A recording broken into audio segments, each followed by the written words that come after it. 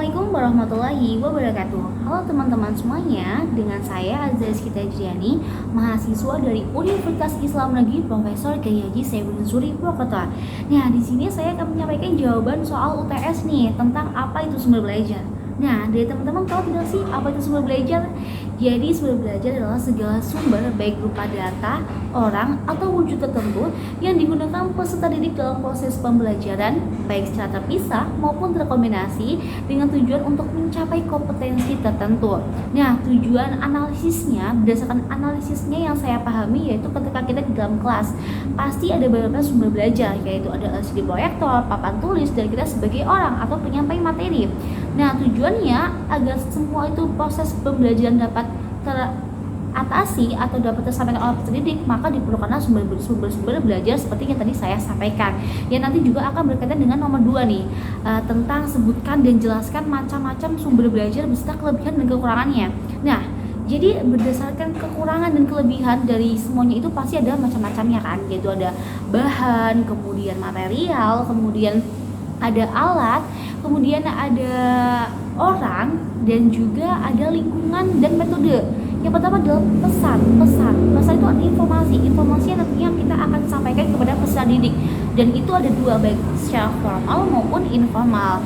Kemudian contohnya itu apa sih? Seperti cerita rakyat, kemudian dongeng, atau metode-metode modul-modul yang nanti yang digunakan dalam proses pembelajaran. Kelebihannya apa sih?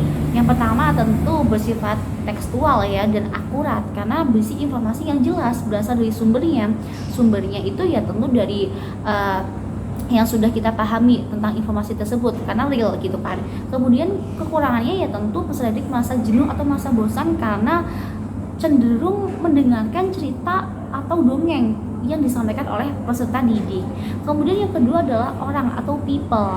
Nah, orang ini adalah orang yang menyampaikan, dan orang menyampaikan ini ada dua jenis ya, ada dua sumber. Orang yang memang berpendidikan dalam hal itu, dalam hal kaitannya dengan proses pembelajaran atau yang kita sebut dengan misalkan itu guru, dosen, atau pakar-pakar yang ahli dalam metode tersebut. Kemudian ada juga orang yang bersumber dalam memang tidak tidak ahli dalam proses pendidikan tersebut, tapi mereka berada di lingkungan pendidikan. Contohnya seperti perawat atau ahli-ahli ustadz-ustadz yang itu memang dikelilingi oleh ilmu-ilmu yang ada di pendidikan tersebut. Nah, kelebihan dari sumber belajar orang ini tentu informasi yang disampaikan akurat ya, karena memang nyata langsung. Jadi materinya yang langsung disampaikan pun bersifat kontekstual dan bersifat lebih cenderung paham peserta didik karena langsung berhadapan dengan muka, live to information gitu kan. Kemudian kekurangannya tentu di situ ketika peserta didik tidak cocok atau tidak serg dengan para pengajar ya, maka apapun yang disampaikan oleh pengajar itu merasa kurang. Jadi materi yang disampaikan masa mental. Nah, itu merupakan kekurangan dari sumber belajar yang bersifat orang. Nah, kemudian juga di situ di bagian people atau orang ada kelebihan lainnya nih. Tentu sikap itu dapat diteladani oleh peserta didik karena ya memang sebagai seorang pendidik harus mencerminkan nilai-nilai yang baik, nilai-nilai yang luhur agar nanti bisa dicontohkan oleh peserta didik. Kemudian yang ketiga ada yaitu bahan atau material. Bahan. Jadi bahan ini adalah perangkat lunak yang digunakan seorang pendidik untuk menyampaikan kepada peserta didik. Contohnya apa? Seperti misalkan video atau atau PPT atau presentation atau PPT gitu kan ya. Nah, kelebihan dari bahan tersebut, sumber belajar yang bersifat bahan ini ya tentu kita memudahkan peserta didik dalam memudahkan pendidik dalam menyampaikan ke peserta didik. Jadi ketika ditayangkan film atau video atau PowerPoint, peserta didik lebih cenderung memperhatikan karena di situ ada berisikan materi-materi yang mungkin memang disajikan oleh peserta didik. Namun kekurangannya yaitu membutuhkan biaya listrik atau butuh jangkauan adanya alat untuk menyampaikan materi tersebut. Jadi harus tersedianya perangkat-perangkat yang itu menyalurkan dari media yang nanti akan ditampilkan. Nah, kemudian yang keempat adalah alat. alat ini maksudnya apa sih? Alat itu kayak perangkat keras yang digunakan pendidik dalam menyampaikan kepada peserta didik. Nah, contohnya ini seperti laptop atau fasilitas-fasilitas yang disitu menunjang adanya bahan material tersebut dapat tersampaikan.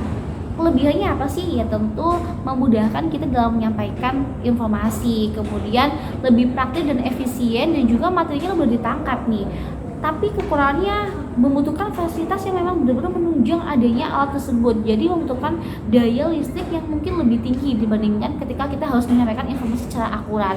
Kemudian yang kelima yaitu ada metode atau program. Bagaimana nanti kita cara menyampaikannya, dengan metode seperti apa, atau dengan demonstrasi, atau dengan praktik, atau dengan diskusi dan lain sebagainya. Nah, kelebihannya ya tentu dengan kita menggunakan metode yang tergantung dengan pemilihan, ya kita harus memilih dulu tujuannya seperti apa. Ketika kita misalkan memilih tujuan demonstrasi, kelebihannya tentu peserta didik dan pendidik lebih sering berinteraksi sehingga nanti materinya lebih tertangkap dengan lebih cepat. Namun kekurangannya tentu membutuhkan waktu yang cukup lama, relatif lama, karena membutuhkan persiapan dari sebelum hari H. Jadi kayak membutuhkan alat-alat yang nanti digunakan untuk proses presentasinya tersebut. Kemudian yang terakhir adalah lingkungan. Nah, lingkungan ini fleksibel ya, dimanapun dapat dilakukan, yaitu bisa di perpustakaan, kemudian bisa di taman, bisa di ruang kelas. Tapi yang sering digunakan ya tentunya ada di dalam kelas. Misalkan ketika kita sebagai dosen mengajar di dalam kelas atau di dalam ruangan yang di situ memang sudah terfasilitasi nih teman-teman semuanya. Jadi ada LCD, ada laptop yang kita bawa, kemudian juga ada objeknya, itu peserta didiknya, sehingga nanti proses ilmu yang masuk juga lebih tertransfer. Namun kelemahannya peserta didik merasa bosan dan jenuh ketika hanya ada di satu tempat. Maka solusinya yaitu ya misalkan minggu sekarang ada acara outdoor, wah berarti kita harus memanfaatkan lah, misalkan di taman ya kita manfaatkan sumber belajar yang ada di sekitar situ dengan cara bermain ataupun sebagainya, seperti itu. Nah, kemudian soal selanjutnya yaitu bagaimana sih langkah kita ketika kita menjadi guru. Di situ ada beberapa sumber belajar. Nah, langkah apa yang akan kita capai, apa yang akan kita lakukan jika di situ kita melihat banyak sumber belajar. Nah, pertama yang menurut saya itu kita tentukan dulu tujuan pembelajarannya, sesuai RPP tidakkah. Ketika di situ kok kita menentukan tujuan pembelajaran sesuai dengan RPP atau kurikulum, ya maka kita akan bisa menentukan dasar untuk bagaimana kita cara mengajar. Yang kedua, menurut saya akan tetap menggunakan media sumber belajar berupa PowerPoint yang sudah memang ditetapkan dari institut yang memang sudah menjadi rahasia umum mutlak, karena sebagai mahasiswa, sebagai dosen juga tidak luput dari presentasi yang itu merupakan sumber belajar yang memang harus diterapkan. Nah, kemudian ketika sudah menentukan sumber belajar apa yang akan digunakan, maka kita juga harus melihat langkah-langkah ke depannya, seperti kita melihat situasi kondisi di dalam kelas atau di dalam lingkungan tersebut, apakah memadai untuk mencapai kompetensi tersebut. Misalkan kita membuat kelompok besar atau kelompok kecil, atau justru kita membuat individu mandiri yang nanti kita gunakan dalam proses pembelajaran. Kemudian kita tentukan dulu ranah dalam pendidikannya, apakah sesuai dengan yang kita ajarkan dengan fasilitas. Misalkan ketika kita sedang outdoor, ya kita gunakanlah metode yang sekiranya tidak membosankan, seperti caranya kita bermain dengan efektif, kemudian mencari tebak kata atau yang bisa kita sebut dengan tebak mainan yang disitu menggugah peserta didik dalam mengapresiasi dalam proses pembelajaran sehingga tidak terlalu monoton.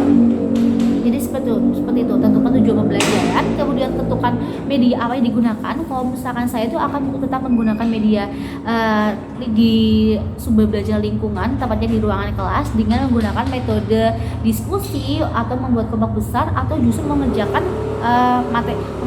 soal-soal yang itu tergantung dengan materi nanti apa yang akan dituju, dengan tetap menggunakan PowerPoint, LCD, proyektor, kemudian menggunakan laptop yang nanti akan menjadi perangkat kerasnya yang akan disampaikan informasi tersebut. Ya mungkin itu penyampaian yang dapat saya jabarkan dari soal jawaban UTS Gasal pada hari ini. Sekian dari saya. Wassalamualaikum warahmatullahi wabarakatuh.